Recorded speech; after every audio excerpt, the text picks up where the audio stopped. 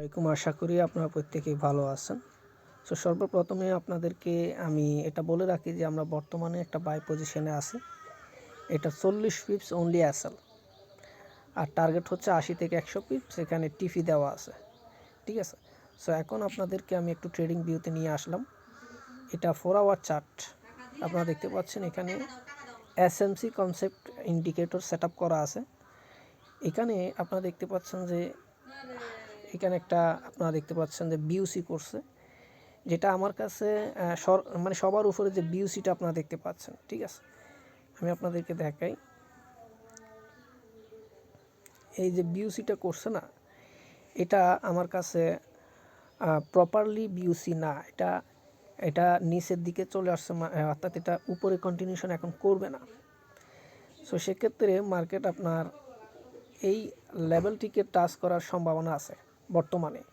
আপনারা দেখতে পাচ্ছেন এখানে যে অর্ডার ব্লক, মার্কেট এই অর্ডার ব্লকের মধ্যেই কিন্তু বর্তমানে ঢুকে গেছে। সো এখন মার্কেট খুব বেশি সম্ভাবনা আছে এই লেভেলটিতে আসার, খুব বেশি সম্ভাবনা আছে 45-50।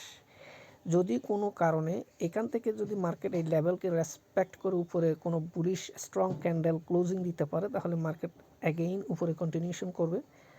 যদি দেখা যাচ্ছে এই লেভেলের নিচে কোনো strong bearish red candle closing দিতে পারে, তাহলে সেক্ষেত্রে এই নিচের যে বিউসি দেখতে পাচ্ছেন 4500 লেভেল, যেটা এইটাই, এখানে মার্কেট টেস্ট করার সম্ভাবনা আছে।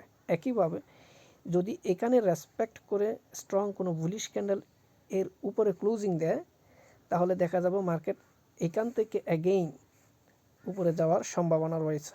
এখান থেকে অ্যাগেইন উপরে যাওয়ার সম্ভাবনা রয়েছে। যদি দেখা যাচ্ছে এই লেভেলের নিচে যদি স্ট্রং বিয়ারিশ ক্যান্ডেল ক্লোজিং দিতে পারে, অর্থাৎ এই বিউসি লেভেলের নিচে যদি মার্কেট প্রাইস ঢুকে যায়, অ্যান্ড দেন এখানে যে অর্ডার ব্লকটা আপনারা দেখতে পাচ্ছেন এই লেভেল অর্থাৎ 4436 টেস্ট করে অ্যাগেইন মার্কেট উপরে যাওয়ার সম্ভাবনা আছে।